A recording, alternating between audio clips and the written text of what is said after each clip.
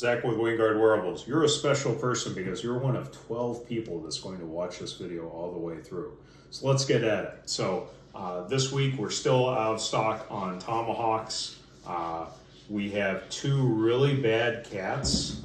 They're not used to filming YouTube videos in the kitchen. We've got like 2 lights going on and they're just being bad, so they may sabotage this video. Where was I at? Yeah, we're still out of stock on Tomahawks, so I'm way behind on orders, and it's just been a crazy productive weekend. We also did taxes, and by we, I mean my wife. So there's like doing taxes energy, being behind on orders energy.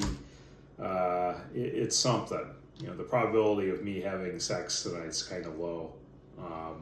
You know, there's that sort of like stress in the air. But we're going to knock this YouTube video out of the park.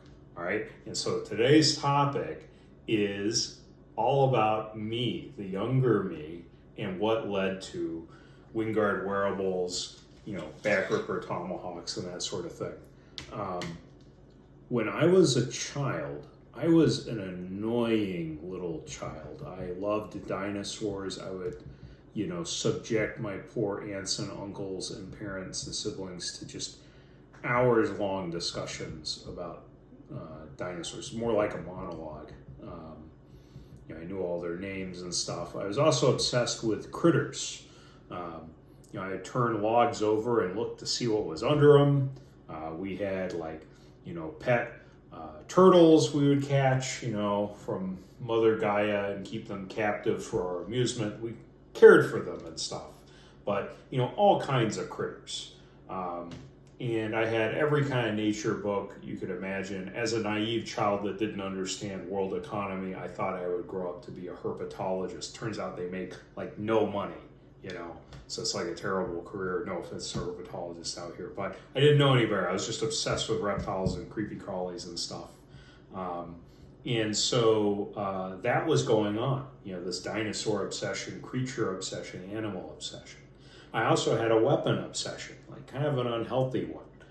I would doodle weapons all the time as a child, you know, and as I grew up and even to today, I love weapons, every kind. Guns, grenades, flamethrowers, bombs, warheads. I didn't say bombs. I guess we're going to get flagged. Edge weapons, knives, axes, blunt impact weapons, war clubs, maces, and I would just study everything I could find about them.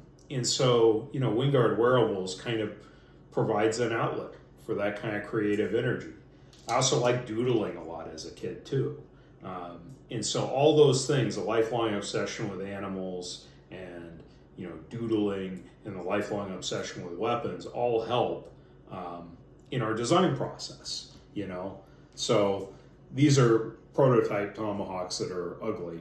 I told you we sold out of Tomahawks, but you know, you can see some of the reptilian vibes. Oh yeah, here's my personal back ripper.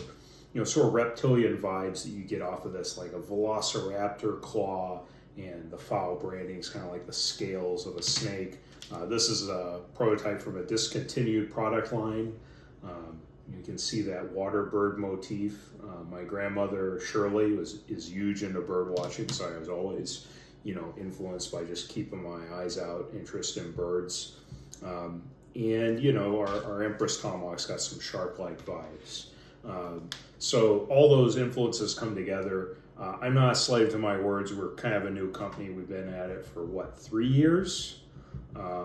So I'm not going to say that every product we have will have sort of an animalistic vibe to it. But so far that's been the case. And I've also just, you know, I grew up collecting bayonets as a kid, right? This is one of them. I had this as a child. Like, what kind of upbringing is that? It's a wonderful upbringing, I'll tell you that. But, you know, you think about how the end user would use this. Even as a child with your poor imagination, you start to focus on it. And, you know, Hollywood influenced Last of the Mohicans. I saw that when I was 6, I think, or 7. Making my parents sound bad. That was a very rated R movie. But they were good parents. They fast forwarded through the makeout scene with Daniel Day-Lewis's character and the chick, what was her name? Cora was the character. I forget the actress's name. So they fast forwarded through that, but you know, Magua and the Tomahawks and the heart rip scene and stuff. Yeah, watch that. It's in my brain. So that's probably why I'm into, you know, Tomahawk so much now. But yeah, Last of the Mohicans was a solid movie. I remembered that as a kid. And Zulu was another movie. That was a great one from, I think it was from the 1960s. I don't know if you guys haven't seen Zulu. That's just a classic. So that really put a lot of focus on sort of tribal energy in my weapon designs. So things like that had spear-like vibes, or you know, chopping type vibes, impact energy.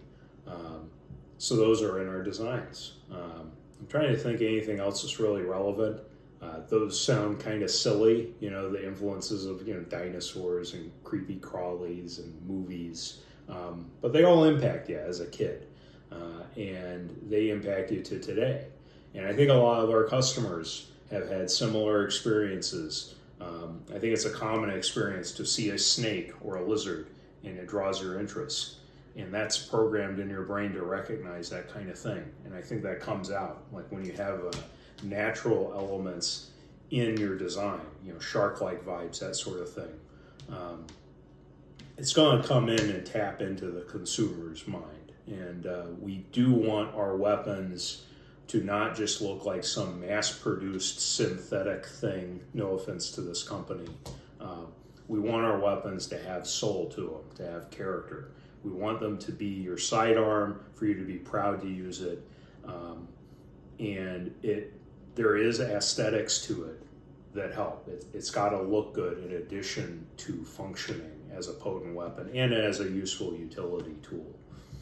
I think that's enough rambling for now. What time are we at now? 7 minutes. 7 minutes, that's too much rambling. Well, you're one of 12 who finished this video. Be sure to share it with a friend so that 13 people will have watched this, and you guys have a great Sunday evening, and be edgy.